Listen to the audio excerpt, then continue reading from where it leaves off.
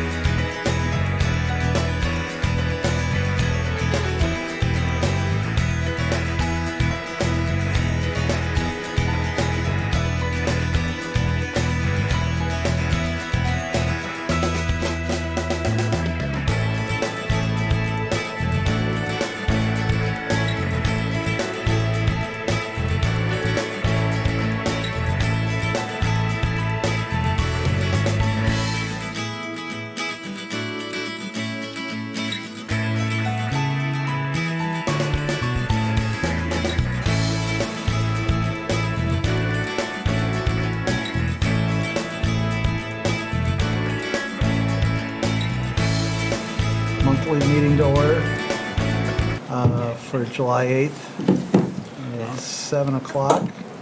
And introduce the members, starting. Good evening, Nick Campion. Valerie Fanger. Trevor Matera. Dave Short. Kyle Welch. Andrew Koff. Michelle Crapo. Kristen Murphy, Conservation and Sustainability Planner. All right. Public comment, I don't see anything out there, so let's go right into, first application is for a wetland conditional use permit application for impacts to the prime and poorly drained wetland buffer for the construction of a 30 by 25-foot addition at 18 Ashbrook Drive, tax map 90, lot 30. And does the applicant have any comment yet? Or, Great, yep. Introduce yourself. Hi, everybody. My name's Sonny Giannaccone. I've been in Exeter now for almost 2 years. I purchased September 11th. We'll actually close September 12th of 2023. I'm the father of 2 high school boys, and the home I purchased is, it's nice, but it's kind of tight. When I do my laundry, I go through my kitchen, I gotta like turn to the side. It's really tight footprint. So I would like to build an addition where it's more convenient maneuvering through the house. I also have 2 black labs mix, and they run through the house. It's just it's a tight area in some areas of the home. Welcome you all for a walkthrough if you like, and this is where I'm at to hope to build an addition in the home. well, in our packet, we were provided with a narrative from the wetland scientist analyzing the impacts and the functions and values and that sort of thing. Oh, sure. Sonny, go right up there. Use that microphone. Does anybody have any questions on those?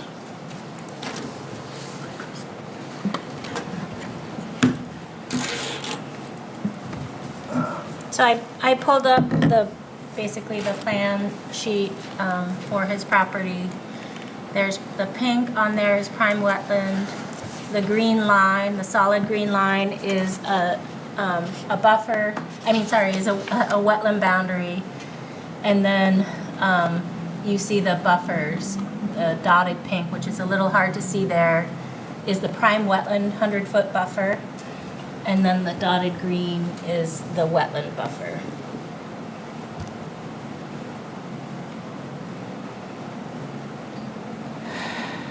When was the house built, and was there a conditional use permit obtained at that time? I suspect not. I don't know. Do you know when it was I built? believe the house was built in '82. Okay.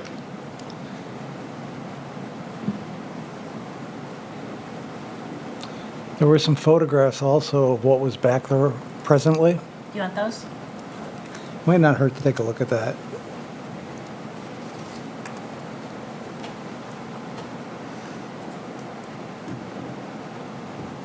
So yeah, this is an existing lawn area. You don't have plans to change the extent of the lawn. You're gonna lose lawn, but you're not planning I'm on building on the. pushing, I'm not going towards the wetlands in the back. and you're not pushing the opening outwards Kristen, further. back a couple more. Yes, right there. For the back of the home to the wetlands is 54 feet to that buffer area. Yeah. But yeah, I'm going back 25, which will leave an additional 30, but I'm not going out that far. Right. I'll still fence. And so that's sufficient for your dogs and Of another. I have a runner in the front yard where the dogs are set up pretty much. You know, they're on leashes and things. Yeah, the backyard is, I could tie him up in a runner, but, you know, we're not gonna put them up. I have them in the front right now. Just, the question he asked was, are you planning on doing any more clearing, or is the lawn going to stay as it is? I guess I can stay within that 54 feet. Right now, I'm at 25 feet in the back. But you're not going to clear any more brush? No, Okay. no. That was your question? Yeah. I don't need to. There is some, that tree right there that's leaning towards the house, I'd like to take that one down. Uh huh. Because it's kind of top heavy towards the back of the house. Seems reasonable.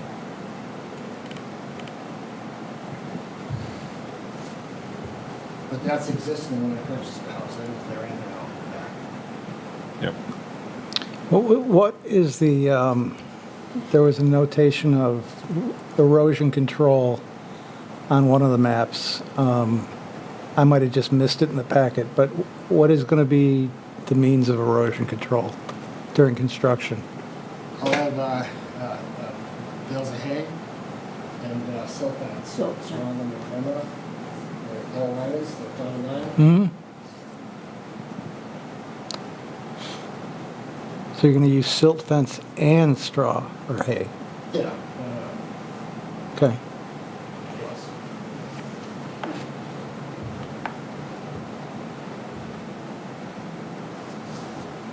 I'm also a project superintendent in Boston.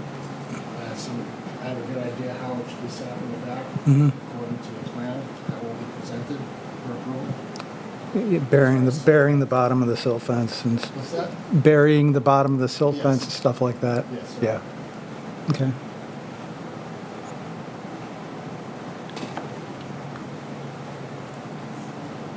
Anybody? Well, you want to go through the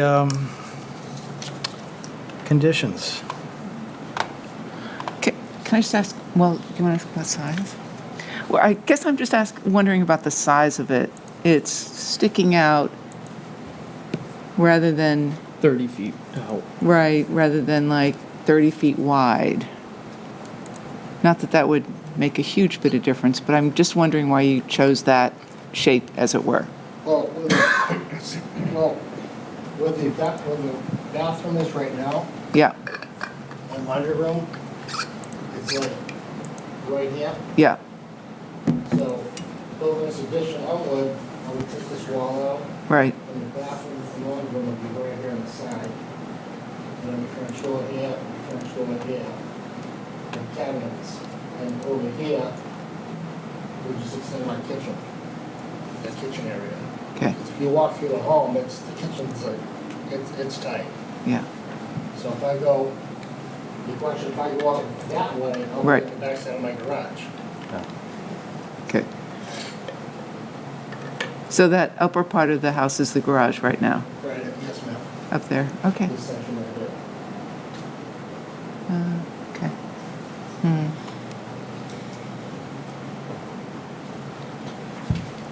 Okay. All right.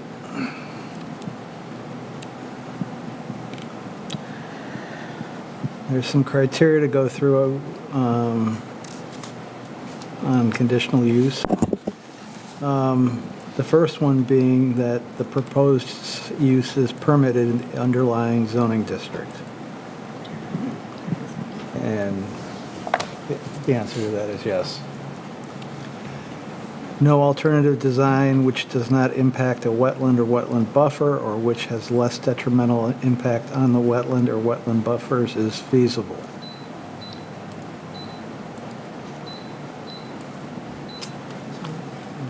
Yeah, the only thing would be moving, like what was just talked about, is changing the shape or moving it to the front of the house, but I realize that's probably not practical. Yeah, and there's no way to pull it out of the buffer in any, I mean, the whole house is sitting in the buffer. Right. Yeah. What was an alternative looked at before you Well, she came up? mentioned shrinking it from a 30 to a 25, it just wouldn't work, considering the back of my garage is up to 3 feet, if I go that way. But as far as the front right corner, all the plumbing is in the back of the house. It would be a lot more money to recreate a bathroom, an addition on that side of the property, Yeah. you know.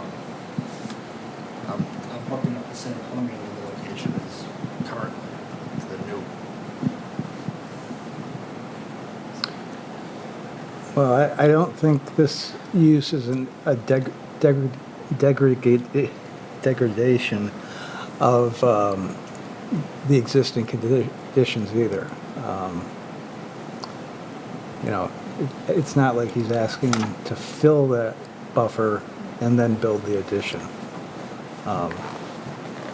That's already been done. So, And it's also only one elevation, sir, not 2 floors, just the first floor for the kitchen pump out. That's it. okay. Excuse me, does it have a basement or a crawl space? No basement. There'll be a 5-foot crawl space, Okay. tops, but no basement. I'm not taking that tape. Thank you. All right. The existing home has a basement, but the new Yes. bump out will not have a Yes. full basement, half basement. A wetland scientist has provided an impact evaluation that includes the functions and values of the wetlands, an assessment of the potential project-related impacts, included to the extent feasible. The proposed impact is not detrimental to the value and function of the wetlands or the greater hydrologic system. And that was addressed in the packet. No questions? That the design, construction, and maintenance of the proposed use will, to the extent feasible, minimize detrimental impact on the wetland or wetland buffer.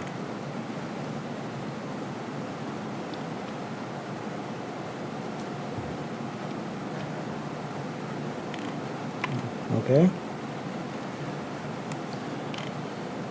That the proposed use will not create a hazard to individual or public health, safety, and welfare due to the loss of wetland, the contamination of groundwater, or other reasons.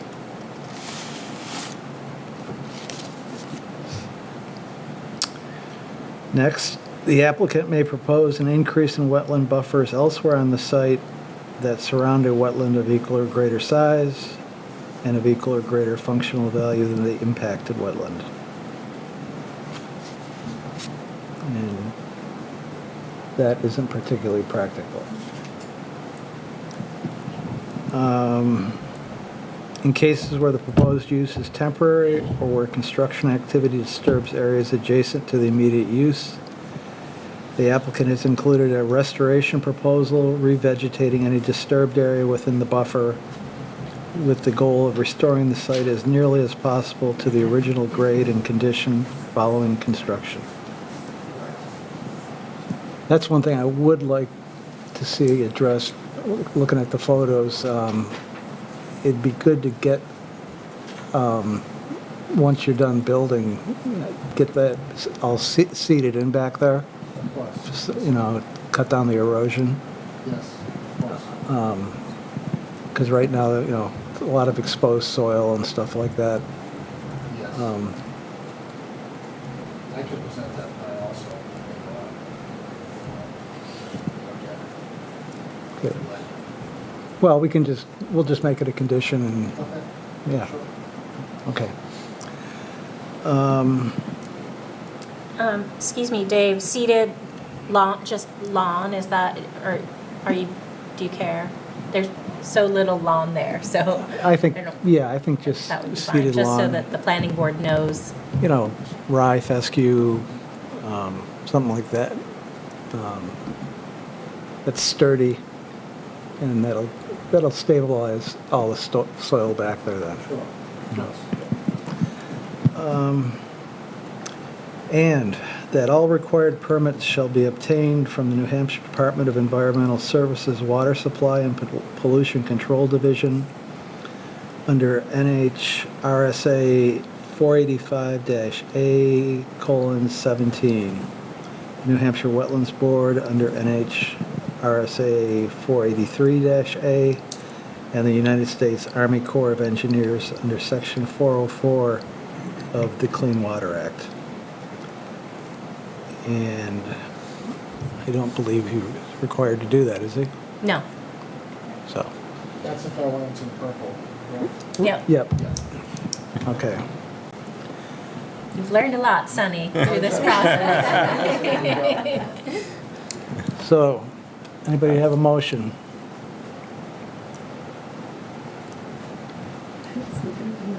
Drew, you're always good at I will motion that we have no objections to the issuance of a wetland conditional use permit for this project, with the condition that there is reseeding of the temporary disturbance area, as was just discussed. Well, basically the backyard. The backyard. Yeah. Is that it? That's my motion. And we have a second. I'll second. All right. Guess there's probably no further discussion. All those in favor of the motion, say aye. Aye. Opposed? Passes unanimously. Thank you. I appreciate it, guys. Thank you so much. Yep. Thanks for coming in. Thank you.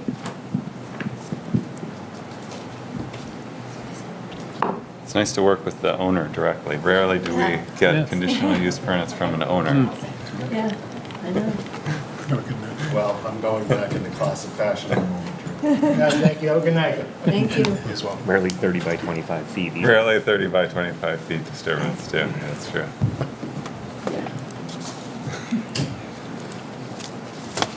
Yep.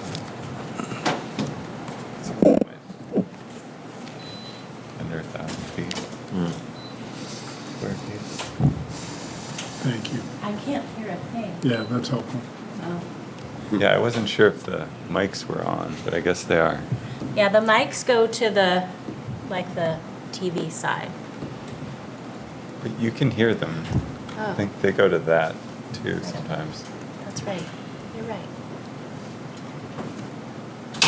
Is that okay for you guys? I think that's good for the camera. Can you all see that? Sort of. Yeah, it's fine. Sort of? You're not going to get it closer to me. It's fine. Oh, you need- That's No, probably. it's fine. I can. However, I made some coffee. The next application is for a shoreline conditional use permit for impacts to the Exeter Shoreline Protection District by J. Cayley Associates for the proposed redevelopment of the property at 97 Portsmouth Avenue.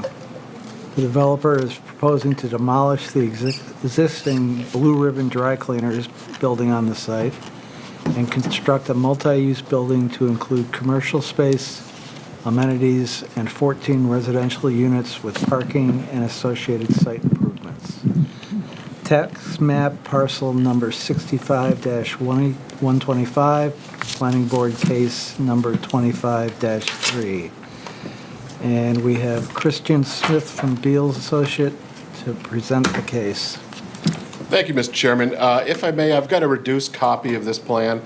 Just to explain for you folks, this is just what we typically do for the planning board, which kind of delineates in color the proposed building, the proposed pavement, the proposed pervious paved areas and the pervious paver areas, as well as what is going to be turned into green space. And I've got reduced copies for the board.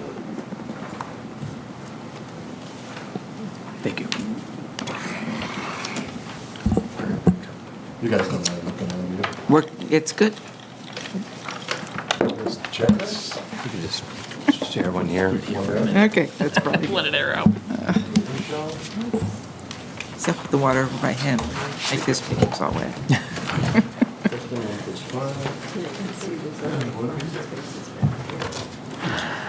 Well, I have actually, if everybody wants to look at it. But that's. If this is the final plan. All right, thank you again, Mr. Chairman. Again, my name is Christian Smith, engineer with Beals Associates, representing the applicant on this project. And so the proposal is to raise the existing dry cleaners on the property. I'm sure you're all fairly familiar with it, if you're familiar with Route 33/Portsmouth Avenue. And essentially, we are putting, or proposing to put, under the MUND zoning, a mixed-use building which sits exactly on the footprint of the existing dry cleaner. You can see up front there is a proposed, which will likely be three-season espresso bar, which will have probably 6, 7 maybe seats. And I believe that is going to be a pavilion-style building, so it won't be closed in. They won't be using it in the winter. And largely, I would assume that will get utilized by the residents. The first floor will contain about 1,500 square feet of, commercial space, and I just wanted to get over here to point a couple of things out. So as you most of you likely know, the lion's share of this property as it sits is completely impervious with building, pavement, large parking area out front. And what our proposal entails, again, is to replace the building with a new building. The shaded gray area here, as well as over here, those will be pervious patio, pavers. This is going to be a paver walkway. And then in the back, because a bit of stormwater does run in the direction of the reservoir, we propose just the parking stalls themselves as pervious pavement, which actually works out very well, because the big complaint with pervious pavement are people turning in and backing out of those spaces. It tends to cause spall, and you can get some of the aggregate popping out. But we've got 14 parking spaces back here for the residents, 6 parking spaces here for the cafe and for the commercial bit inside. And this property, which we have provided to planning, along with the Prov Bank and the entire Margaritas Plaza, they have collaborative access, egress, and parking easements, which are just blanket across all of the properties. So if there is overflow, my presumption would be, and I know that my client has spoken with the Prov Bank about it, is they would likely just park in these existing spaces on the Prov property. They don't get utilized very much, if at all. The final piece is, you can see we're providing, compared to what's there now, a good deal of green space, which will be planted. If you look at the, I think it's sheet 7 or 8, we do provide a landscape plan that was done by Lees McNaughton. And I will be showing that to the planning board Thursday night as well. Could be elaborated upon, but I think what she's proposed is pretty good as we speak. So in short, we are reducing the overall impervious. Of course, the disturbance that will need to take place for the demo and for the construction will largely be within the 300 and the 150-foot setback to the reservoir. And I know Kristen had brought up a question specific to the wetland setback versus the setback from the reservoir itself. Looked at that today. Those setbacks, essentially at that point along the reservoir, the soil scientist and wetland scientist delineated that, and it is basically concurrent with the edge of the water. I believe it's due to the steep embankment that goes down into the reservoir at that point, but it is at most a couple of feet different than the actual edge of water in the reservoir. I believe I've covered everything. I submitted written responses to all the points. Christian, before you step through the responses, Yep. just to clarify, so, I had sent you an email about this. So in this area, the Exeter Reservoir has a 300-foot shoreline protection district and a 300-foot building setback. So the 150-foot that is shown kind of is irrelevant here. I think that's sort of Okay. shown in error. But anyway, just so you're clear on what the setbacks are for that district. Where is the 300? Yeah. All the way out toward Portsmouth Ave. Yeah, Drew, if you look towards the front of the property, the property is This is probably fine. 3/4 covered by the 300-foot setback. Okay.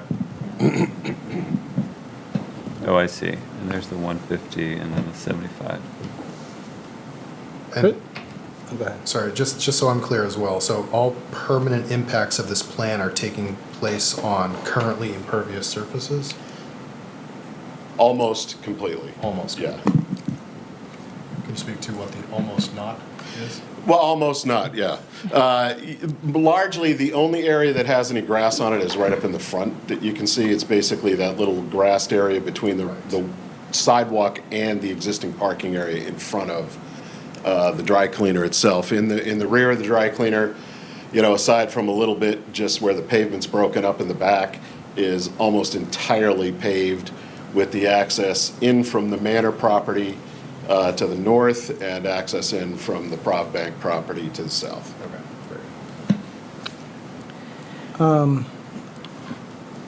The pervious parking spaces in the rear of the lot there, abutting regular asphalt. There's two different methods for plowing regular asphalt and pervious Absolutely. pavement.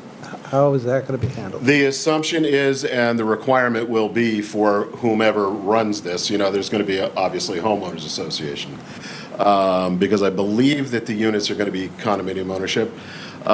They're basically going to do that entire back parking lot with the rubber blade, at the proper elevation off the ground. Okay. So the commercial space is condo as well? I would assume so, yeah. Did you say how many units there are, like residential? 14. So how many stories is it? I believe the intention is to do whatever 50 feet amounts to, I think that's four stories. Yeah. And that is actually allowed in the MUND. We went to the zoning board because the existing building is slightly over the setbacks, width-wise, because of the narrow, existing nature of the property. And we got relief to build on that existing footprint, which do encroach somewhat into the side setbacks, as well as the 50-foot height. Then when he decided he wanted to do the multi-use, the 50-foot height variance really is not necessary because it's allowed in the MUND zoning. Christian, is that espresso bar, is that open to the public? I believe it is, yeah. I don't think it's not going to be exclusive use So it to is open to the the, residents, but the presumption is that will probably be the lion's share of people that go there. so you need, for every 300 square feet, you need a parking space, Because that is food service, I think it's one for every 3 seats. 3 seats? And like I say, there's going to be 6, maybe 7 seats. And then employee parking. And I know you have an easement also Yeah. to park on the property next door. Right. Now, I saw that, I read that, but that's their visitor parking too. I mean, they're required to have so much visitor parking. Are you talking about the Manor property? Yeah, the Manor. Yeah, it's unlikely they're going to, people would park there to come to this property. In fact, my client had gone to them to discuss potentially walkways, stairwells down Yeah. to their property.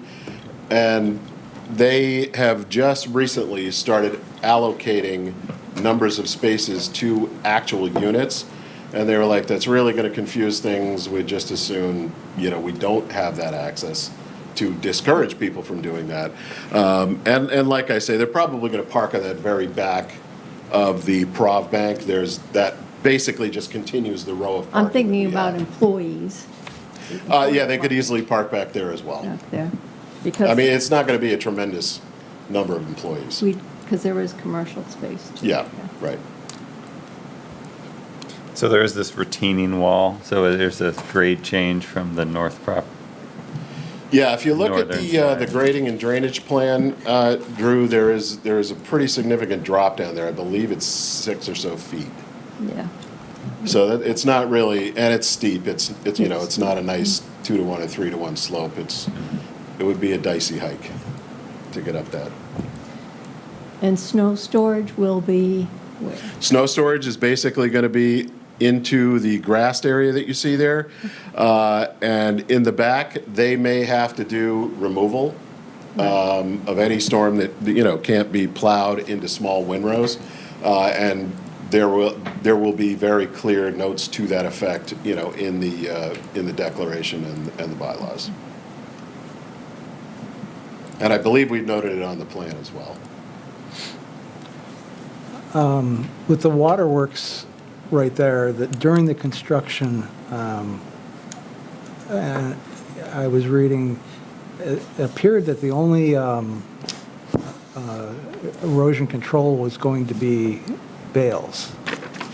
No, we have a double row proposed, and let me just get back here. I think I put that note on here. Yeah, so we're actually using the erosion control barrier, which I believe are going to be the silt socks. Yep. And because we're not actually, the DES's criteria is if you're within 50 feet of a wetland, you have to do double rows of erosion controls. We're proposing a double row back across the entire property on our side of the line, not the town side of the line, of those erosion control, either erosion control berm or the silt socks. Okay, because that's going to be during construction, that'll be a pretty large area draining that way Yes. of yes. disturbance. Right, right. So is that sufficient to handle it? It definitely will be. I mean, the people that are out there, we're going to have to do the stormwater inspections for the EPA permit. So we'll be seeing it every time it rains a quarter of an inch or once a week, whichever comes first.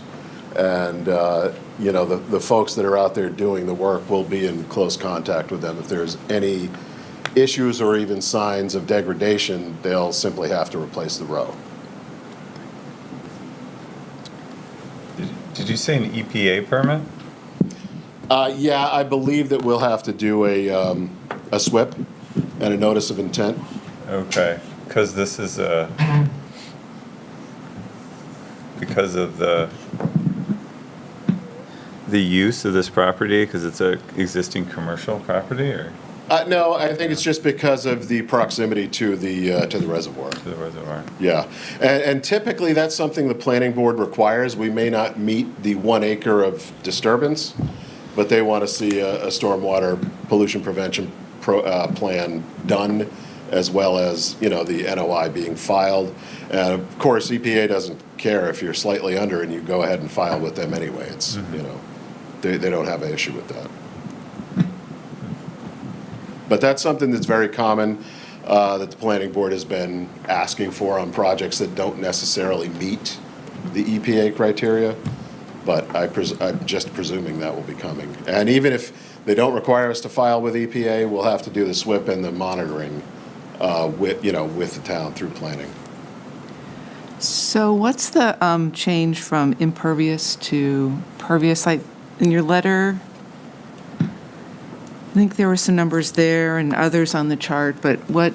It was 70-some% down to 45%. Yeah, I think I know what you're looking at. So when we develop the numbers for the application, Right, we typically count the pervious pavers, the pervious pavement right, as impervious, right. just to be fair with the CUP.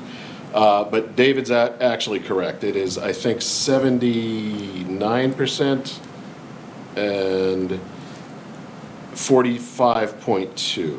79.5 down to 45.2 if you're looking at the impervious surfaces that are, you know, walkable, parkable as impervious, which technically they are, but So the numbers on like this page at the bottom, I think it says 70%. From 79.5 to 70%. right. So that includes those pervious paved Okay. areas, pervious paver areas being looked at as impervious. Okay, all right. And actually, that's a valid point that dawns on me when we were discussing that, is we're providing some pretty high-quality stormwater treatment for this property where there is nothing right now. Yeah, I was hoping you could actually go into that a little bit more. Can you? Sure. I didn't think there was any existing. There is not. And what the plan is going forward? Yeah, so the plan going forward, and all of the pervious pavement areas, pervious paver areas, they have profiles. So cross-sectionally, different layers of aggregate, wash stone in the bottom, and there is a sand mix component which provides filtration just as the bioretention ponds do. So by the time the stormwater hits the stone reservoir at the bottom of all this, it is technically treated. It is the filtration media beneath that finish grade that actually provides the stormwater treatment and the pollutant reduction.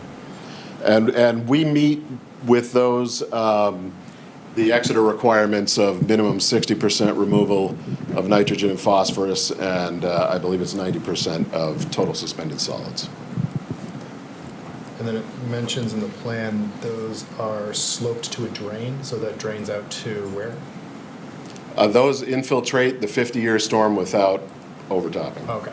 Yeah, they collect the entire 50-year storm, which, because we have to use the additional 15% to follow DES criteria because we're in the coastal region, it's over 8 inches of rain in 24 hours. So it handles a good bit of water. And the roof downspouts will go into that front patio, the paver patio. It will have downspouts directed into the filtration media of that.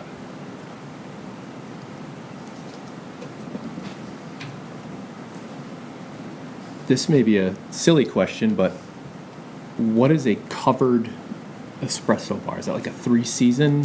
Yeah, Okay. yeah. I think it's going to be kind of a pavilion Okay. with a coffee bar and seats. Okay. You know, they may have the plastic slide-arounds to protect from wind and rain, but I don't know that they're Utilities that far along. outside of. They will have utilities. Okay. Yeah. I believe that they will have probably a wet sink, but there certainly will not be bathroom facilities or anything like that. They'd have to go inside to utilize those in the commercial space.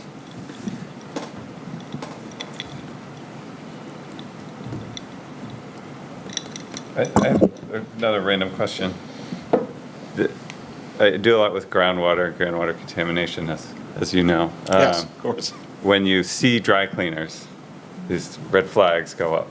Yes. There's a lot of contaminated Oh, I'm dry glad cleaners that have contaminated groundwater in many places. So what's the status here? I'm glad you brought that up, Drew, because I meant to discuss that, and it slipped my mind.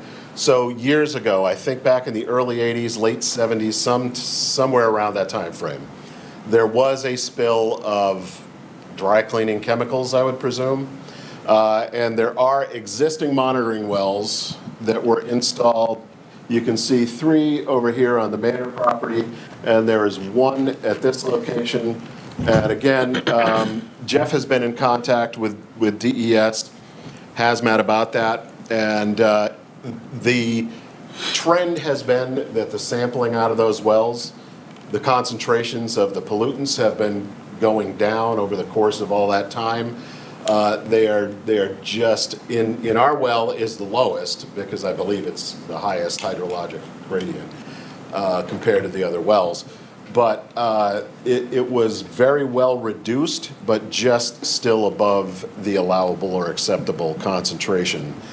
So that's why we are maintaining that well. And he's compelled to do so until such time that the Department of Environmental Services indicates that the threshold is no longer met, and then the well will be decommissioned. So there's no monitoring on the other side, closer to the reservoir? I don't believe so. No, there are not any wells there. Okay, Goes that away. makes sense. Well, I guess they should be prepared for finding something. They're going to be ripping out the foundation. Oh, yeah, I mean, he's So- had a phase 1 done, a phase 1 environmental study.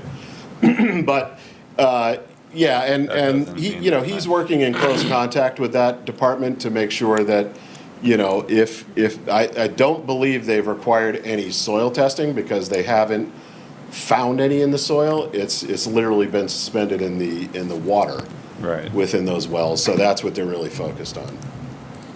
But we'll obviously operate however they mandate. Thanks for asking that question. That was on my list. Yeah, I just don't know if you're moving soils around, and there could be impacts to some of those soils at some level. Yeah. There's a pretty long, or I should say thick record of the mitigation and the testing that's been done to date, obviously. Sure, and I haven't reviewed any of that, so I don't know. Okay. Yeah, that's certainly beyond our scope here, but worth mentioning. Yeah, no, I appreciate you bringing it up, because again, I intended to.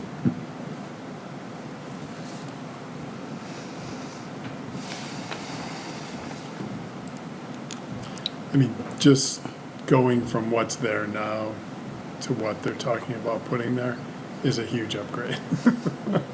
I've always worried about how close that dry cleaning facility was to our town reservoir.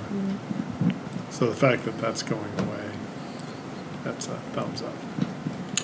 And interesting to that point, Dan, I was on site trying to figure out where the roof runoff from the existing dry cleaning building went, because it's flat roof.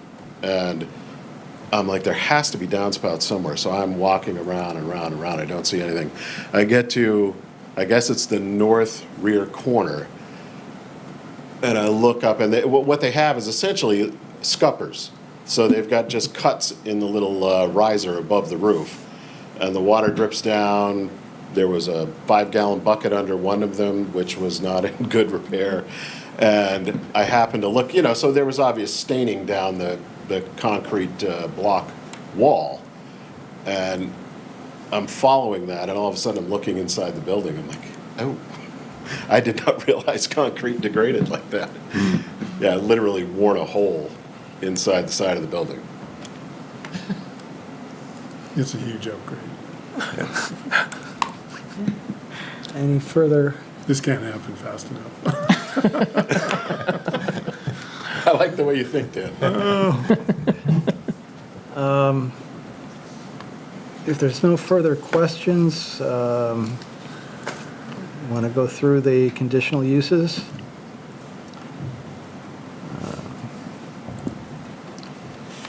And for the Shoreline Protection District, the first one would be the proposed development will not detrimentally affect surface water quality to Waterworks Pond or result in unhealthful conditions due to the proposed stormwater management system that meets the town of Exeter's requirements. In addition, no snow will be stored within the Shoreline Protection District. Next, the project will solely discharge domestic wastewater through the municipal sewer system. There will be no on-site storage or disposal of hazardous or toxic waste at the project site. Everybody good so far? The proposed development will not result in any damage to spawning grounds or other habitat. All stormwater from the developed area that directs towards Waterworks Pond will be infiltrated into the ground. The layout has been designed to minimize disturbance within the Shoreline Protection District and complies with the use regulations identified in Article 9.3.4, with the exception of the following, which is part of this conditional use permit request. And that exception is maximum lot coverage. The maximum impervious lot coverage is limited to 10%, and they are requesting an impervious lot coverage of 45.2%. This is a reduction from the existing site, which is 79.5% impervious. We've been through that. Article 9.3.1 of the Exeter Shoreline Protection District Ordinance, Authority and Purpose. The protection, maintenance, and enhancement of the water quality of Waterworks Pond is achieved through the drainage design. The existing site directs stormwater to the Waterworks Pond without any treatment. This proposal provides porous pavement with a sand filter treatment and infiltrates all stormwater up to the 50-year storm event.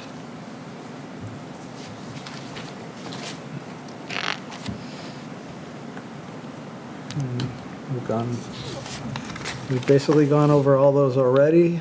I think, can I have a comment? Oh, sure. I think what we probably wouldn't want is another dry cleaning establishment to go into there. That will not be taken Okay, place. because that is one of the prohibited uses Of course. in the shoreland. We wouldn't want, of course, any of automobile service, dry cleaning. I can tell you my client has no intention of anything like that. Okay. Laundry, car wash establishments, none of that. Okay. So I guess we don't want any prohibited uses. Yeah. Yes. Okay, all right.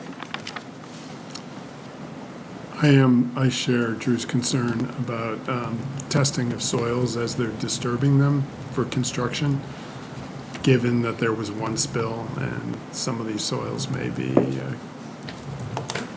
Yeah. so is there any way to put a condition on that in the motion? Or make a recommendation to the planning board about, testing being required? Is that for us or for the planning board, though? Yeah, I guess it's more of a planning board. I mean, it kind of falls to us because it could impact water quality. Yeah, It's kind of our scope, but maybe we can Well- put it in as a recommendation. Yeah, I would think the planning board would have to make that condition of a site plan approval, but you guys could certainly, in your memo to the planning board, mention that that. that's something of concern to you, so that at least they'll have it on their radar. yeah, the disturbance of soils under the existing building, Yeah, we don't know what's down there. right. I mean, he just described the drainage system from the roof. There was one spill, there are testing wells, so just, if there's some way to convey to the planning board that, that we have, as a body, have a concern. Well, Kristen, you'll be sending a memo to them, won't you? Yeah, so all of your recommended conditions would be included in that memo. Yeah. Ultimately, it's up to the planning board to accept it, but they typically do, so. Yeah. So recommendation, go ahead. Well, it's a question, just maybe for my education. Presumably that's covered by state law, right? The pollution limits that you already spoke about. Yes. So would the note be something like, we're concerned that, to see that it adheres to or doesn't, or whatever, the state law, because I'm curious, we can't insert opinion per se, but we can say we're concerned about the potential levels and whether they adhere to the requirements? Is that something We like that? don't know for a fact what's down there, Right. but we have a concern given the previous use. And we just want to make sure that those soils aren't pushed around on the site if they're contaminated. Right. But if they're contaminated, they're removed. Yeah. I think that was your concern, right? Yeah, that's is more the soils. They most likely have a groundwater management permit, which is actually different than soil contamination. So I see them as related, but different. Different. And so I don't think we would be stepping on any toes by saying you should be careful while you're doing the demolition of the existing foundation. Yeah. So while I totally agree, does anyone know who actually has purview over those kind of pollution levels in ground soil? I mean, the state still has regulations on, they have soil standards for Right. contaminants. It's just would be separate from their existing permit that this site has. Right. Yeah, I think that's correct, though. And initially, as I mentioned, or over the course of the testing that's been done on the property, they have looked at soils and haven't found anything that is out of whack to date. I have no issue with the condition that you folks are talking about. And the fortunate thing is, this isn't scooping out a 12-foot basement and putting in a new 12-foot basement. These buildings are both on slab. Okay, they're both on Yeah. slab, so Yeah. that's relevant. But nevertheless, I mean, when they get in there, Drew, I don't have Yeah, any if they're both on qualms with them slab. taking a couple of samples to a lab. That's not a big deal. You're really not, okay. But I do have concern. I think there's an ever so slight decline from the building down to that sloped area. Am I correct or am I wrong? Because the way you said the water was draining, I have a concern. On the array of the In which wells. direction? Yeah, Yeah. The array of the wells show you the direction that, right, Yeah. Yeah. So you've got a high point about here. right. This all drains towards the street. But the back And then of the you've got about a foot of elevation difference Right. between this point and that point. And, again, that's why we proposed the pervious pavement in that location. I was just concerned. And that goes Straight down is what you were It saying? goes down about 8, maybe 8 feet. In the front, In the back. on the back, it goes down a foot. No, then I meant it drops off. Oh, after- beyond our beyond property. that, It drops I- off. Yes, yes. I'm a little confused on that topic because I was just looking at the, well, your documents, but also the online maps. And it looks like there's kind of a high spot in the Sportsman's Club property behind there that's right up in line with yours. I don't know if it makes any difference, but because you were talking about erosion barriers, but then I looked at the grading and it looks, I haven't been to the back of that property, just seen it from Pretty flat. from the parking lot, but Yeah. it looks flat Yeah. on the Pretty flat. on the elevation. But then it drops down quite a bit after the. After On the farther municipal back. property. Okay. Yeah. Okay. That's where the slope changes, is Got it. more significant. Mhm. Yep. Well, and also to kind of go back to the soil testing part, I mean, there's been soil testing that's taken place. But when you describe the roof drainage system, it leads me to think that it would be wise to check what's underneath that existing building when it comes down. Oh, without question. Not a Because problem. Yeah. I could see the God only drain being a knows. hole in the floor Right. into the ground. Right.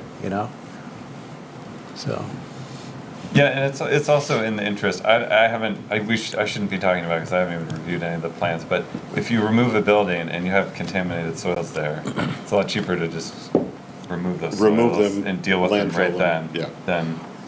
And that could help them in the long run.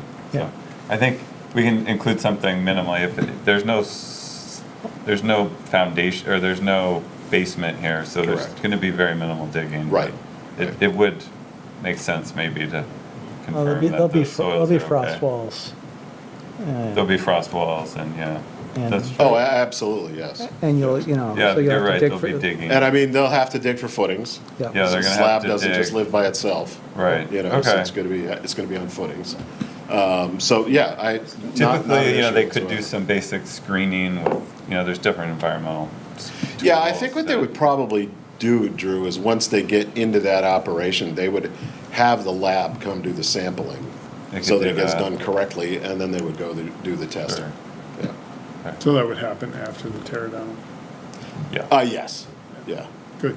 Yeah, unless you want us to test the soils up front, there's nowhere to dig out there without poking a hole in concrete Yeah, or the whole thing pavement at is this point. slabbed over. Yeah. No, I'm really concerned about what might be under that existing building.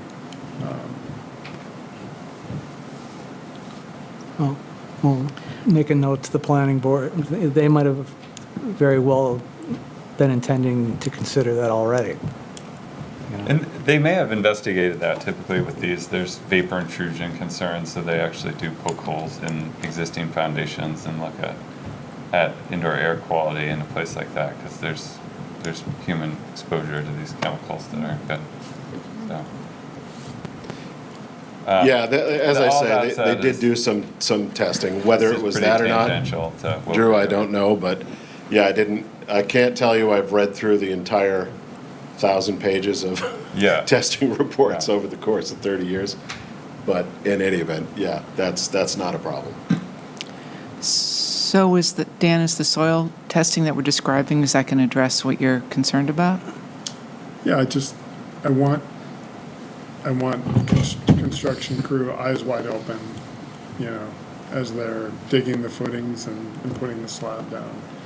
Removing soils, I want them to know what they're dealing with, and not just pushing it around and leaving it on site if it's contaminated. Let's get it out of there. Okay. Well, we can have some engineering oversight taking place already anyways, right? Yeah. Yes, yeah. Yeah, and my last comment will be, well, probably not my last comment, that monitoring, well, you might as well just decommission it and then reinstall it at the end. I don't see how they're gonna maintain that through a construction. That would be my recommendation. We get into these situations, we're like, oh yeah, we'll maintain the well, but then the truck backs over it, and then it's broken, and then it's lost. Right. So it would be better for them to remove the well, do the work, and then Yeah, get and as someone I out. say, And my that would be, clients, that would be cleaner Yeah. for everyone. my clients in just a piece of contact with the Haz plastic. Waste Bureau, so they'll no They doubt should be coordinate guiding with them on that. Yeah, yep. And I'm sure they're the ones that are gonna want the soils testing results as well, Yeah. so. All right. I guess my last question was did we want water testing in that back end too, or no? You thought no? That's being done on DES's schedule. On the back end of the property? Oh, no, they just use the well, which they chose the that's- locations based on the spill location, I presume. Okay, all right. All right. Have we got a motion? I'm working on. All right, so, let's see. Good job. I would motion that we have reviewed the shoreline conditional use permit application and are in support of the application with the following conditions. That soils located around and under the building are tested for contamination after building removal and are in line with state requirements. And that the monitoring well located on site is decommissioned and removed until after construction and then recommissioned. And bear in mind, unless DES allows us to do that, we don't really have. Yeah. You could recommend that. I wouldn't necessarily require that. Yeah, I would say both of these are recommendations as applicable. Okay. So you said requirement, but you're gonna change requirement to recommendation. I didn't say requirement, I said, yeah, so we have reviewed the shoreline conditional use permit and are in support of the application with the following recommendations. I can use that language? All right, that's fine. That the soils located under or around the building are tested for contamination after the building's removal, and that the monitoring well located on the site is decommissioned and removed until after construction and then reinstated. You have a second? Second. Is there any more discussion? Trevor, just for clarification, what was the last bit of what you said? Did you say in accordance with the state or some, Yeah, for the soil For the second one. contamination. the second one, the For the well decommissioning of the decommissioning. well? You said something that I couldn't quite hear. Removed until after construction and then reinstated or Oh, recommissioned, so just put back in place.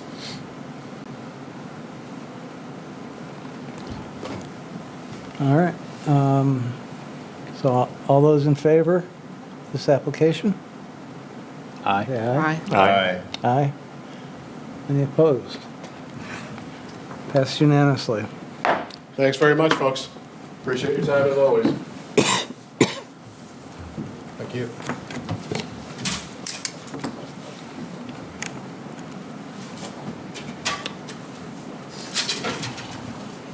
All right, we got a couple brief presentations. The Great Bay Changemaker Program in the Exeter Squamscott watershed is seeking input and ideas for priority issues, case studies, or local speakers to include in the program and assistance with recruitment. Katri Hillman, Great Bay Changemaker Coordinator, is here to make the presentation. Hello. Hi. Yep, I'm Katri Hillman, and I'm the Great Bay Changemaker Program Manager. Can you guys hear me? Is this better? that's better. Okay, all right, I'll try to stay right here. So thanks for having me tonight, and I work closely with Lynn, who you'll hear from next. But yeah, so we're working in your watershed this year, and that's why I'm here to share a little bit about the program. And I know some of you are pretty familiar with it, but for the others, I'll tell you that the goal of the program is to basically grow a group of healthy water champions in the Great Bay watershed, in all of the communities that drain to the Great Bay watershed, which is a pretty tall order, but we're in our third year, and it seems to be going well, and we're excited to be in this watershed this year. So the heart of our program is really this fall boot camp, which I'll detail in a little bit. But we're funded by the New Hampshire Charitable Foundation, and we're in our third year. The first year we were in the Cocheco River watershed. Last year we were in the Lamprey, and that's when I started managing the program. And this year we're in the Exeter Squamscott. So I work closely with Lynn, who is with the Great Bay National Estuary Research Reserve, and Melissa Pally, who I imagine most of you are familiar with, who works for the Conservation Law Foundation as the Great Bay Piscataqua River water keeper. And let's see what else.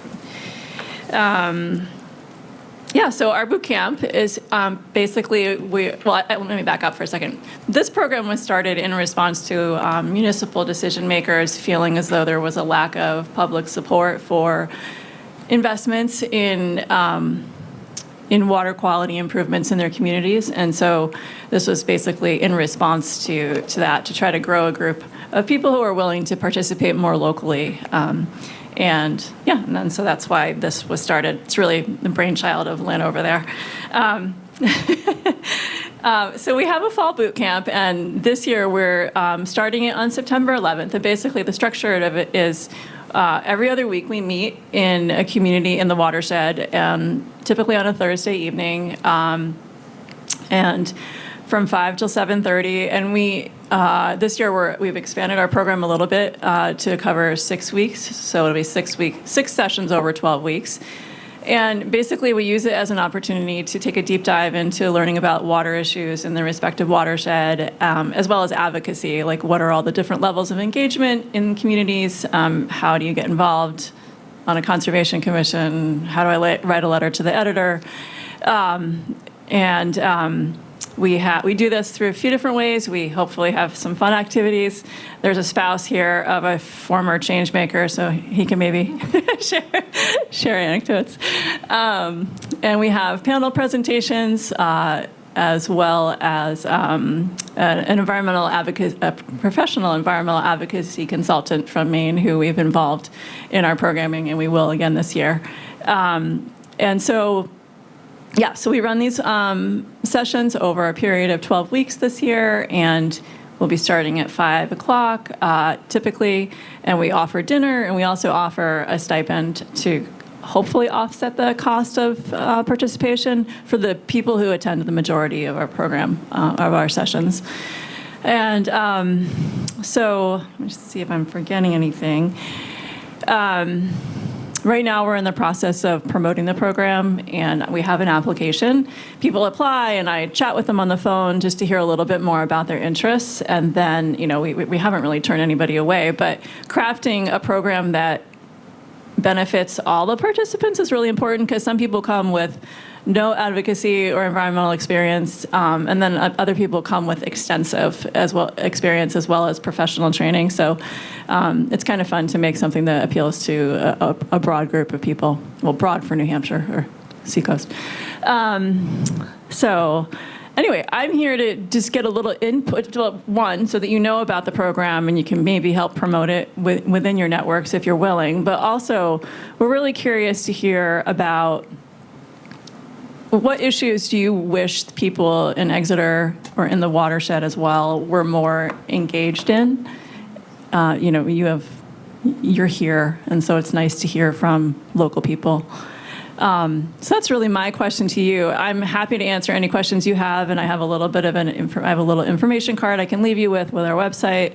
And Lynn, is there anything that you want to jump in on? She's speaking after me, so so are there any questions, and then as well any kind of input on hot ticket issues? I mean, we had 4 change makers last fall who are from Exeter, and they were pretty active in the lobbying for the vote for the Pickpocket Dam removal, and we will focus on that, that issue as kind of a case study, but we'll be looking for other case studies and other ways to, encourage people to get involved in the watershed. I have one. Okay. There's a lot of focus on the state controlling point pollution of the Great Bay. There's not a lot of non-point work. Obviously more difficult, more expensive, specifically, septic systems private septic systems, especially upriver and the communities further up. Is there any conversation about that in your? Well, it sounds like there should be, so, Sounds yeah. like it. Yeah. Yeah, they tend to focus on the communities with municipal wastewater treatment, Yeah. because that's easier. But it would be great if there were more focus on what's happening in non-point. I agree with you. And one of our hopes is that we will be working with the communities up watershed too. I didn't mention that we actually, each session we hold in a different town, or we hope to. The first one is in Exeter at the library, but we hope to be in Brentwood for one of them. It's just a matter of securing spaces that can accommodate everybody, but it's a good suggestion. Thank you. I just have a question. How long are you said 1 year you're working on the Exeter River. When does that end? Well, the grant technically would end the end of February, but we like to take a watershed approach, but I should have said that anybody in the region can apply to participate. We had people, for example, last year that were from all of the several communities, not just along the Lamprey River. So even if we are finished technically working in this watershed and we move on to another one, assuming that we're still funded, it doesn't mean that we can't continue ties with Exeter.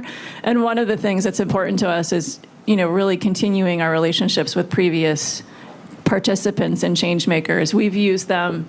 That sounds awful, but we've collaborated with them on other issues. For example, we had a PFAS panel this past spring, just a month ago, really, that involved some of our change makers from last fall as well. And so that's important, providing coaching or whatever people want and connecting people with the right expertise to help them. Did I answer your question? Yes. Okay. Yeah, Sarah did the program last fall and very much enjoyed it. And there was a real sort of camaraderie amongst the other change makers. Like, it was an interesting cohort and she took something from, each of the talks was done and done well and was by some expert in some interesting area. So from her experience, it was a good program. She learned some things and made some interesting connections. So it was successful for her. And yeah, I think it's a neat idea. So it's good to hear you're coming to Exeter this year. Yeah, it was good that she was in our group, and I should say that Sarah actually gave a talk for us on Earth Day about making the invisible environmental contaminants visible through her art, which was really fabulous. So, yeah, we were lucky to have her in our group. Yeah, that was a good talk too. That was the CELT talk, right? Yep, and then she did it for us after. Yeah. Oh, and then she did it again at Great Bay. Yeah, because it was perfect. So just take it on the road. That's right. Yeah. I skipped the second time. Yeah. And I didn't say, we also do these optional walks prior to the sessions. So at 4 o'clock, the sessions typically start at 5, and then at 4 o'clock we do offer these optional walks. Last year we visited the Newmarket wastewater treatment plant, a fish hatchery, or not fish passage.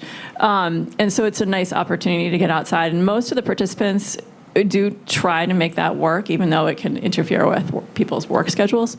But so we're always looking for ideas of places to go beforehand as well. Actually, a farmer just reached out to us last week, which is really exciting because I would like to connect more with that community as well.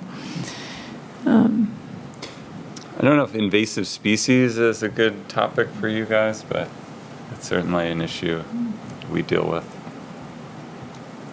Okay. It's less Great Bay focused, although I think you could tie it in pretty easily. Yeah.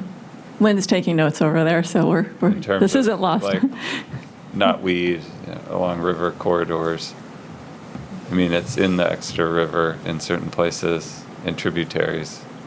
It could be a lot worse and probably will, and leads to erosion and other problems. Yeah. two thoughts I had.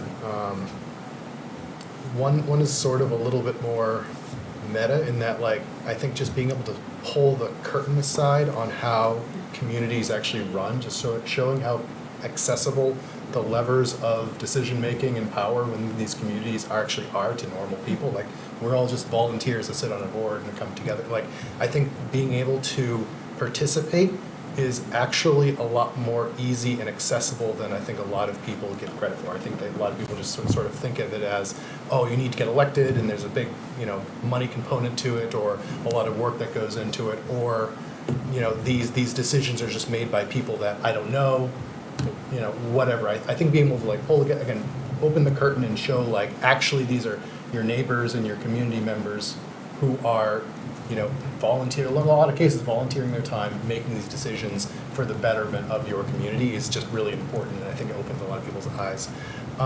Specifically to water issues, stormwater is obviously on my mind, and one of the case studies that I think is sort of just in our face right now is the stormwater utility vote in Dover that went through and failed. I don't think we've really discussed one in this, in our sub-watershed, but it's one of those things, I think, going through a case study like that where so much work was put in on the front end to have it sort of catastrophically fail at the vote can really be dissected for a group and say, like, why did this happen?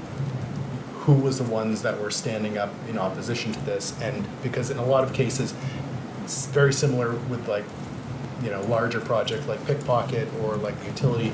Generally, it's the people that are very angry about something coming down the pipeline that are the ones that are going to stand up to the microphone and talk to any one of the boards or committees that, happen to have that item on the docket for the evening.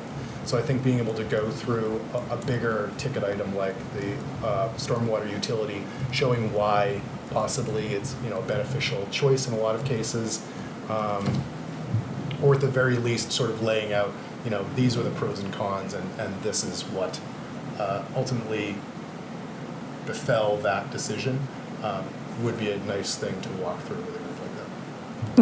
Yeah, I agree. Lynn touched upon it as a story that she's shared. That's a good case study. And to your first point, we might be asking for folks from this room, or maybe someone who, if they'd like to serve on a panel about what it's like to be on a conservation commission in a community. Last year we did have a panel of local folks just talking about their experiences, and this year we plan to have the same one. It's a really important one of demystifying what it's like, as well as at the state level. We have one that talks about what it's like to be a legislator at the state level here, or state rep.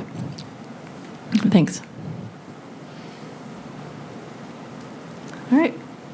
Well, I have some little brochures to hand out, and I'm happy if anybody ever wants to get in touch or ask any questions. And maybe well, Kristen has the link, but I'll resend it if you want to share the application, and if you want to circulate it, that would be great. Thank you. Thank you. Maybe take a couple extras. Thanks. I'm also just gonna pass around a little sign-up sheet if you'd be willing to just offer your name and email. It'd be fun to just keep in touch a little bit when we kind of release the call for registrations for the program and some of the other updates. All right, next up then is Lynn Vaccaro on Board Empowerment Workshop Series. Re-energizing this former program and seeking to evaluate potential topics and materials for a training and get input on timing and format. And she is the Training and Education Coordinator. Hi. Yeah, so I'm Lynn. I work at the Great Bay National Estuarine Research Reserve in Conservation Game, and I'm located at the Discovery Center within there, and the edge of Greenland and Strata.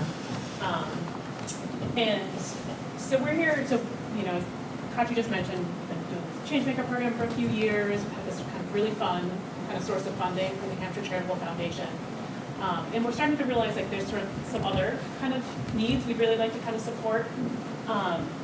For example, one of the things we've noticed is that, some so excited to kind of bring people into this work, right? Into serving on their municipal boards, caring about these water issues, thinking about civic engagement really strategically. And, so folks who've kind of gone through a program some of them have done that, joined their local river advisory committee, for example. And then they're kind of there and they're like, okay, so what do I do now? Like, this is actually kind of hard. And it is tricky to feel effective sometimes in those roles. I serve on the Conservation Commission in my community and have for maybe 3 years, so still kind of I consider myself a newish member, right? It's so much to learn. Both the science, but then also all the policies, and then how you conduct yourself as a commission. So our thought was that it'd be fun to kind of have sort of a partner program, sort of a little bit of pipeline of programs. The Changemaker program like Audrey explained is the thing kind of bring people into this work, and then wouldn't it be wonderful to have sort of like the 2.0 program that could really support people once they do step into municipal roles on boards and commissions? So that's what I'm here to just do a quick little overview of kind of the concept. We're in this phase right now where we're actually going around to a bunch of different conservation commissions and just sort of kind of inviting some feedback on this concept to see what you think. And I will just say I'll just jump right in and try to be a little speedy because I know is this kind of your last agenda item or? Yeah, last outside agenda. So that's the thing between you and bed. So this is the group that we're working with right now, including some folks, some close colleagues actually of Trevor's, as well as the New Hampshire Association of Conservation Commissions and folks from the Seabrook-Hampton Estuary Alliance. So here kind of on behalf of them, but we imagine if this program gets funded, we'd probably bring in other partners with real content area expertise. And we hope that this is very kind of complementary to other programs that are out there. And I'll just give a quick little promo for a couple of them. This one here on the top left, the Roundtable, is a group that I've been helping to facilitate along with Jay Diener. That's really just like every other month we get together on Zoom and just kind of compare notes with other conservation commissioners around the Seacoast region. And it is so interesting to hear how other communities work. Like, for example, I had learned that in Hampton, they do, site walks 1 week before every commission meeting. And so a couple of us, we should be doing it in Portsmouth. And now we are. We're actually doing site walks, and we've never done them before. So just little things like that, it's fun to kind of compare notes. So that's a thing if anybody actually wants to get involved in that. We're always, looking to add more people to our invitation list. As you probably know, PrEP does a lot of small grants. And so we hope that this program could kind of dovetail with some of those small grant programs, helping people kind of move from, joining a workshop or a training and then some ongoing support that could happen in other ways. And then I'll just give a little promo. This 7 Rivers to the Coast is this very cool kind of communications initiative that, again, is part of that same New Hampshire charitable funded effort through Great Bay 2030. That's really meant to provide this kind of the broad suite of kind of communications work that we could do as a community to try to get an even broader message out there about some of these issues and what you can do to help protect them. So I'm going to just shamelessly send you all a little email after this through Kristen that includes a few links to those. So if any of those are of interest, you can kind of dig in a little bit more. And so we hope that this kind of new thing we're playing with will be complementary to some of these programs. So we're building off of a program that existed back in sort of 2016 to 2020 or so called the Board Empowerment Workshop Series. Trevor actually worked on this. I think Kristen's been to at least a couple of the workshops, maybe other people have. So we have kind of a model to build on. It was basically, 2 to 3 hour workshops, every couple of months, kind of deep dive into different topics. You can see a couple of them here. Conversation with a wetland scientist to really kind of sort of understand kind of how they work and kind of probe them in a way that you can't do in a meeting like this when you're on video. Stormwater management. This was a really popular one about like just digging in and how do you kind of read and interpret the engineering plans that you are asked to review all the time. So a little bit of kind of a 101 of like how to do this work well. And so we're hoping to kind of get sort of build off of that and maybe go into some new topics, be a little more formal with the program and the curriculum. So to get input on that, we realized that, getting some input and making sure we're kind of steering it in a way that's actually useful to folks like yourselves and hopefully to me too, we need as much input as possible. So part of the follow-up message that I'm hoping Kristen will forward to all of you in a day or two is a quick survey that we're sending around as broadly as we can to really get input on like, would you come in person, in the field, indoors, outdoors, evening, daytime, a bunch of those kind of practical questions. And then we'll do our best to kind of analyze that all. And it actually might be interesting just to sort of see the results. So we're committed to kind of summarizing that back and sharing it with the commissions in some form. So what I'm going to just blow through here quickly is kind of just a little snippet of sort of our current thinking, and then I'll preview of some of the questions that will be in the survey. And I think in the interest of time, I'm not going to sort of pause and talk about them much right now, but just those are the kind of questions that we're considering and kind of grappling with and invite feedback on. So this idea of kind of a workshop series would hopefully hit upon some of these goals that are listed here. It'd be a way to kind of engage both new and existing board members, as well as potentially staff or community members, folks who maybe want to move into those roles. I think some newer like planning members could also be relevant to them. We hope it'll build relationships both within and between boards and across communities. It's a great chance to share resources and best available science. As you know, there's like such a plethora of like tools and mapping things and this checklist and that checklist. Would be a place to kind of really dig into some of those, and then hopefully foster collaboration, across agencies and across communities. And that's part of the fun thing about bringing in lots of content experts that kind of support a program like this.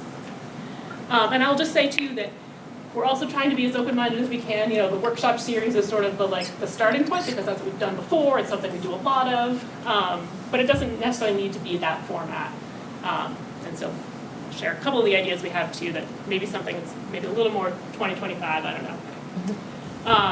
So we hope this sort of 2.0 version of that board empowerment thing will be, could potentially launch 2026 and maybe build and grow a little bit in 2027. Hopefully a real kind of like proactively, thoughtfully designed curriculum, new tools in science, an opportunity too to really make sure that we've got good kind of like online resources that support anything we do in person so that there's something else to go back to and reference afterwards. So I want to be kind of thoughtful about that and also kind of hit people who maybe don't want to come to yet another evening meeting. And it could be, the picture in the right-hand corner, that's where I work. That's the space where we do a lot of workshop hosting. We could certainly host there in Greenland, but there could also be kind of field components or other kind of more creative kind of program formats.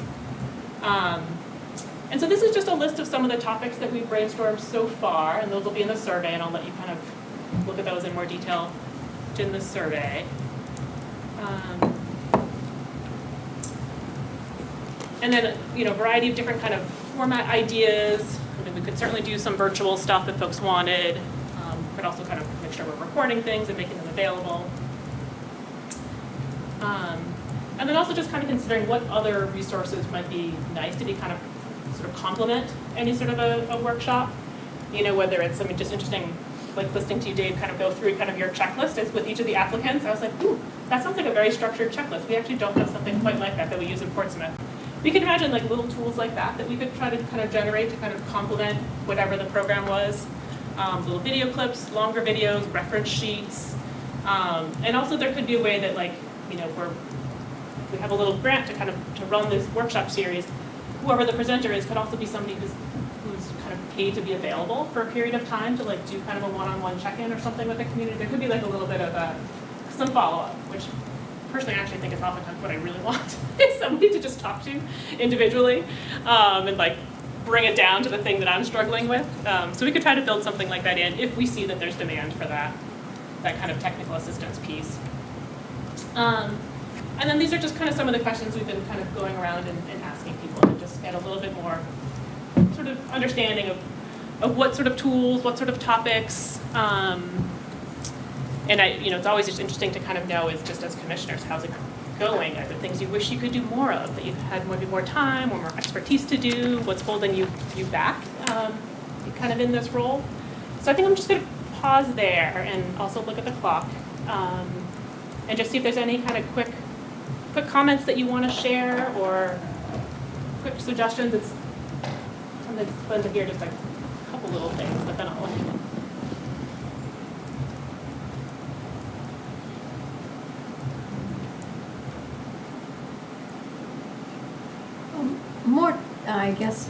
More technical websites for me. I like to research things before I come to a meeting, so that would be of interest to me. Yeah.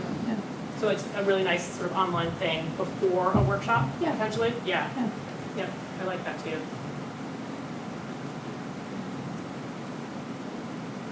I think the round table has always been a good idea, and I've never really attended them, but I think, we should be attending, or at least someone. I think didn't Allison went? Maybe other people here have gone, but Yeah, I go You periodically. Bill has gone in the past, but I think maybe I need to, and Trevor, I think you've been to them too. Maybe I need to get better at sharing those agendas. Because I don't know, they're pretty quick, but I feel like you get so much for the short period of time that you're in there. And I'm happy to send those out, or you could just add your name to the contact list and you get it directly. That'd be great. yeah, because I think you're right. I mean, we do certain things well. We probably don't do other things well, and there's a lot of other good ideas out there. Other Concom's would be interesting.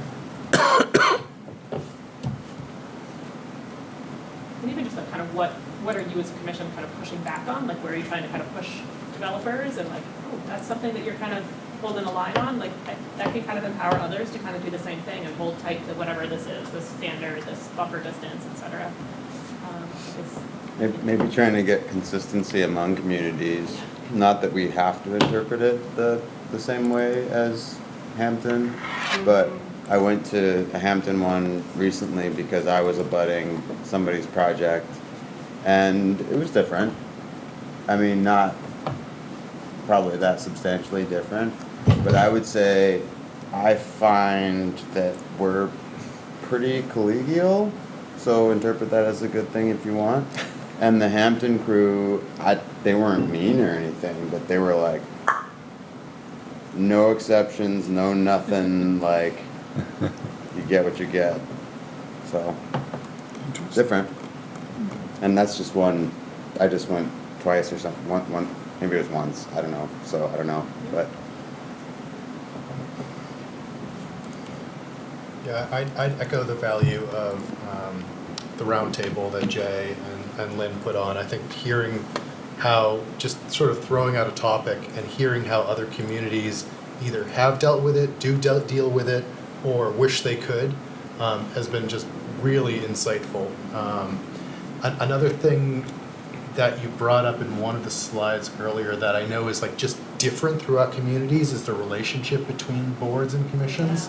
Like some communities have very direct avenues of like forging those relationships. Like for instance, we have, Dan sits on, and we have a select board rep who sits with us, as well as the other boards. Other communities have something like, a planning board member that will sit with the conservation and vice versa.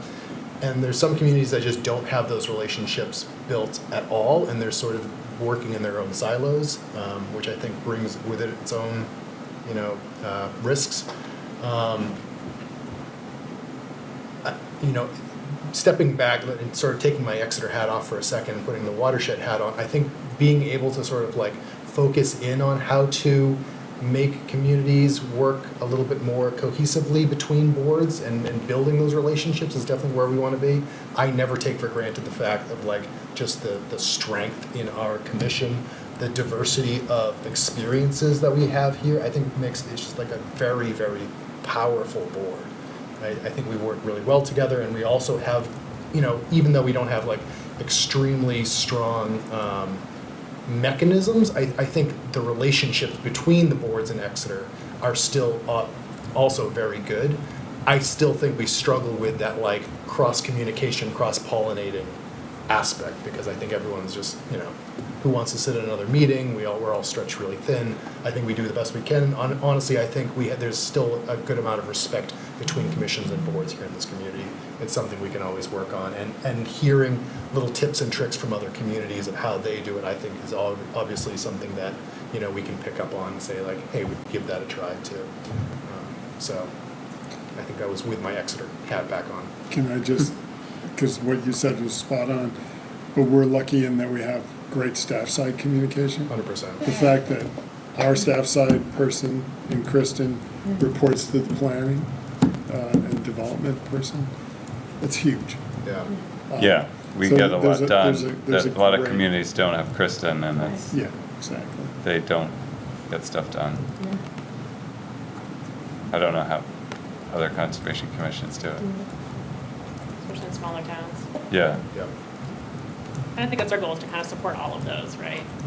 And I think some are even struggling to just have enough people to sit at the table, right? And how great would it be to bring in some new folks? I just did a program today with a bunch of UNH students, you know, who are kind of close to graduating, and it's such a unique time when there's sort of like a change in life, right? Maybe have a little more space to do some volunteer work, and wouldn't it be neat to be able to support them and to step into some of these municipal roles? I don't know. Yeah.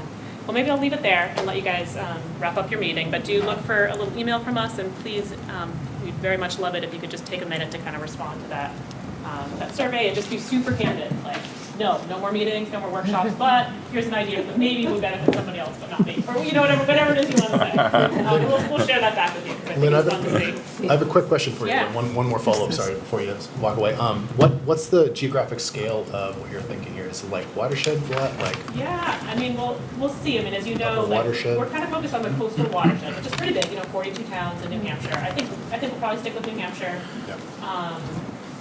You know, we'll see. I mean, it's so easy to host here in Stratham and Greenland because that's where we have space. But, I mean, if there's demand, we could take it on the road potentially. And, you know, so we're always going to be a little bit, people are going to self-select, right, if it's far away or close. Oh, thank you so much. Excellent. Yeah, and thank you, Kristen, and thank you all. Thank you. Thank you.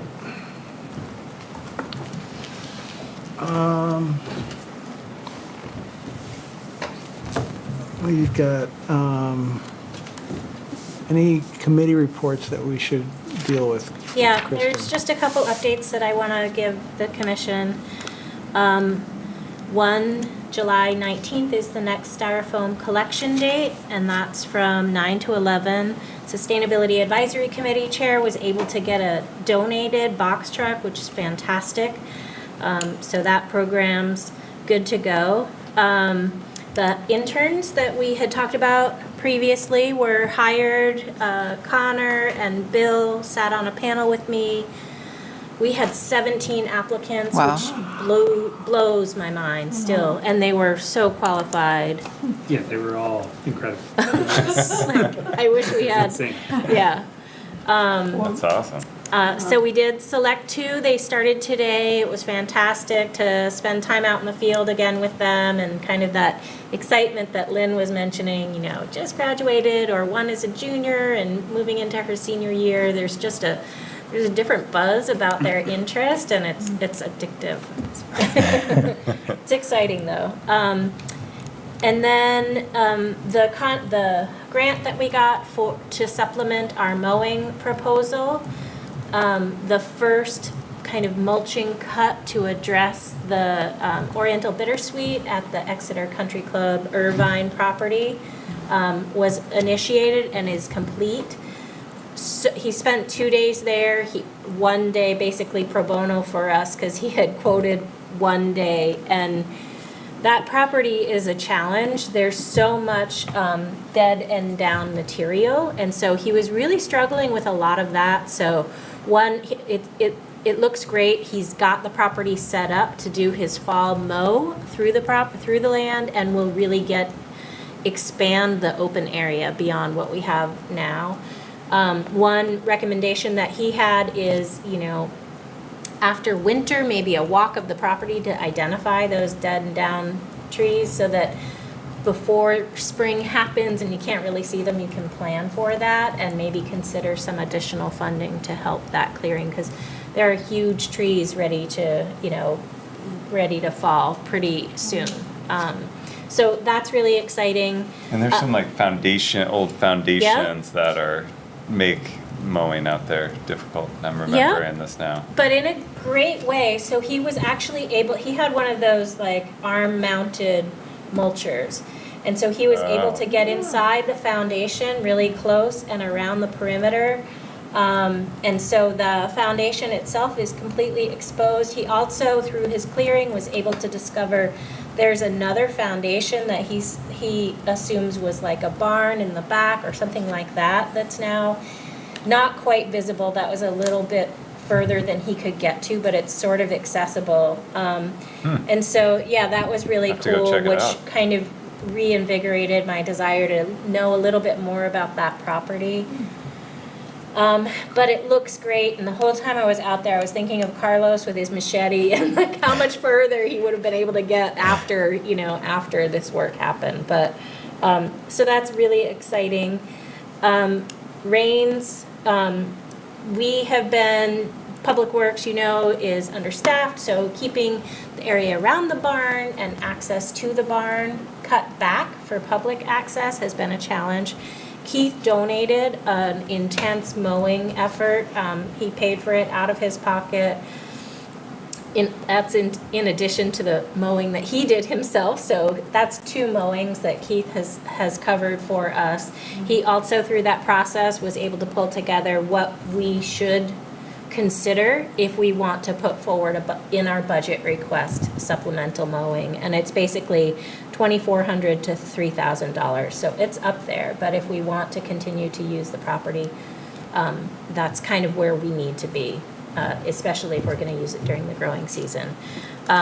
If you've been by Rains, the windows are in it's shockingly beautiful. You see it all the time. Dave, you drive by every day too, I know. It's just so wonderful to see. So the south and north windows are in. The only 2 windows that are remaining are the big transom windows that are over the east and west barn doors. And he's dropping down one more level in the scaffolding. So we're getting there. It's really fantastic. I think LCHIP is getting excited. I'm hearing from them kind of frequently, whereas before they were like, you have this whole laundry list of very detailed information you need to provide us with, and now they're like, hey, we've streamlined this, so all you have to do is this, and we'll write the baseline report update. And so I think they're really getting excited to come out and see the property when it's complete. So, yeah. Does the commission want to recommend to Kristen that she include that mowing in her budget for next year? Yes. I think you should, personally. And I will do what I can to defend that in the budget process. Great. I mean, we've fixed this building up. Mm-hmm. We should maintain access to it. Makes a lot of sense. It does, and it makes a huge difference in just maintaining that perimeter and keeping it cut back. All of the brush that, periodically throughout the season when we had our infrequent cuts would make its way up the building. Yeah. That won't happen if we keep it cut back. So do you need a motion on that, or? I think that'd be a good idea, yeah. When it's August, so this is. So I think the budget is due to the town manager in late August. That's coming up. Yeah. Yeah, so sure. Now would be the time. Can you make that. remind me of the amount? So he said 2,400 to 3,000. So 3,000 is what I would suggest. So I would make a motion to put $3,000 in the conservation budget for additional mowing at Rains. Second. Any discussion? I do have discussion. Would we want to include a porta potty, because we're responsible for that also? Because once Stephen pays for it, once he leaves, there's no porta potty. No. Was that already in our budget? It is not in your budget currently. I think we would want to do a little research to figure out how much that would cost. So perhaps at our August meeting, we could come prepared to propose that if... And there's a couple of things I want to bring up to Kristen. If we could piggyback on the town and pay the town back, maybe we get a cheaper rate, because they get so many, as opposed to getting one. Yeah, and there might be an opportunity to bundle services with the rec department or Public Works if there's other... That's why I'm piggyback. Other, yeah. Yeah. Yep. Because if we get one singly, it's expensive. I can reach out to the recreation department. I'd be happy to do that. See Yeah. if they're... So that's good. Okay, good. All right. All those in favor, say aye. Aye. Aye. Opposed? There are none. Passes unanimously. All right, you got your marching orders. Yes, that's fantastic. Thank you. And then I did have an expense approval request. So, so there are, you had voted to support the purchase of the sign on the back of the Rains Farm kiosk to make it visible. I had given you a quote of $170. I was $35.93 short. And then 2 other line items. One of them was $81.49 for trail paint. That's for blazing. I only bought the white, so we could use money with the 2 interns for for the other colors. And I don't have a quote for those, but I don't mind buying them in front and getting reimbursed afterward. So I'll bring that to the next meeting. So. And then the last one, I had initially said that there wouldn't be any cost for the Alewife Festival, but in thinking about it, we really needed signage downtown, and so I fronted funds for the large sign as well as the small kiosk. And it is a chunk of change. It's $134.58. It's something that we can use year after year, so I would love your support. All told, if you approve those additional expenses, which I forgot to tally, you'd still have $895 remaining in your budget, so about 43% remains, so which tracks with where kind of we are in the season.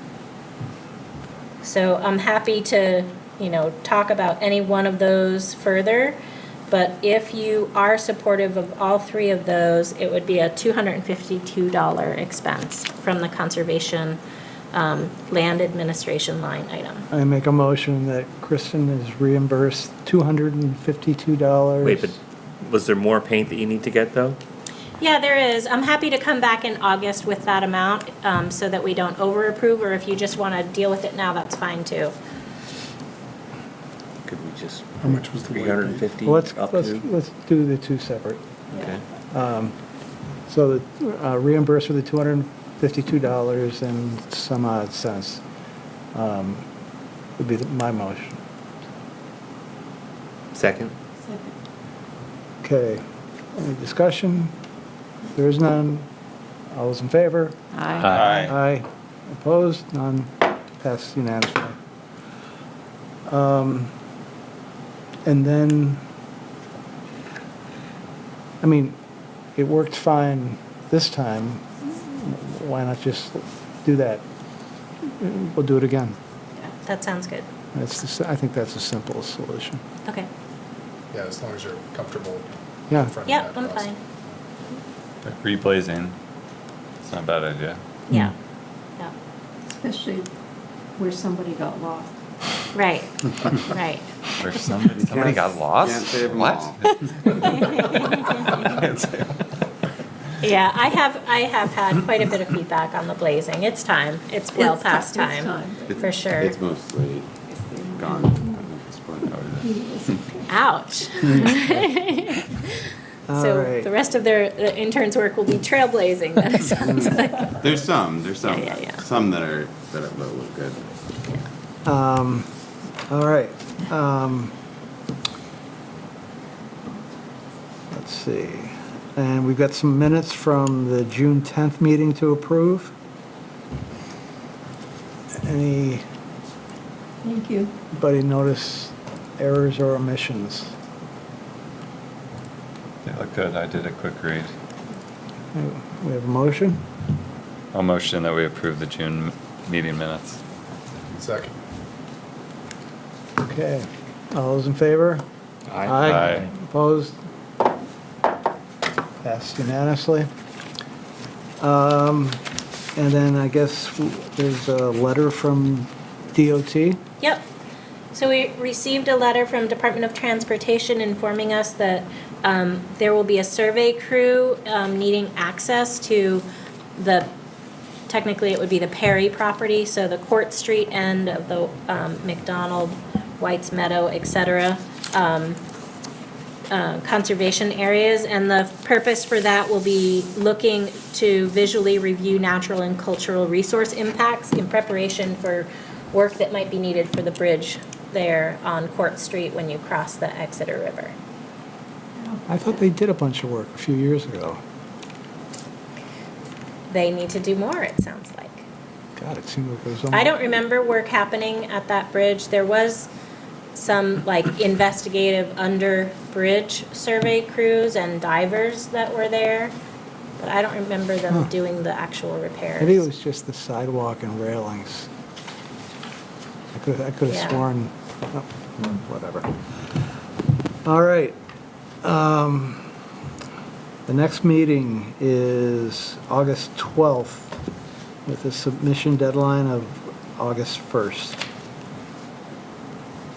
Do I have the motion? A motion to adjourn. Second. All those in favor? Aye. We are adjourned. Thank you for tuning in to Exeter TV. Exeter TV is the town's public and government access channels, available on Comcast channels 6 and 22. Channel 6 is your channel. If you have an idea for a program, want to host your own talk show, or submit a film, we're here to get your content on television. On Channel 22, we bring you live and replay coverage of government meetings and other town updates. A third channel, Blue Hawk Media, is operated by SAU 16 and can be found on Channel 8, with all your school sports, events, and meetings. You can watch Exeter TV online at exeternh.tv, Apple TV, and on Roku. Find us on social media for extra content. Subscribe to our YouTube channel and hit the bell to get notified about live streams and new content. Tune in to our platforms every other Friday to watch the Exeter Biweekly Report, with recaps of recent events, updates from town departments, and messages from nonprofits in your area.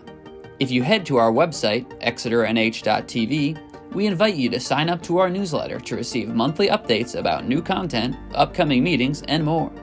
We'd like to thank you for taking the time to watch Exeter TV and hope that you tune in to our other content as well.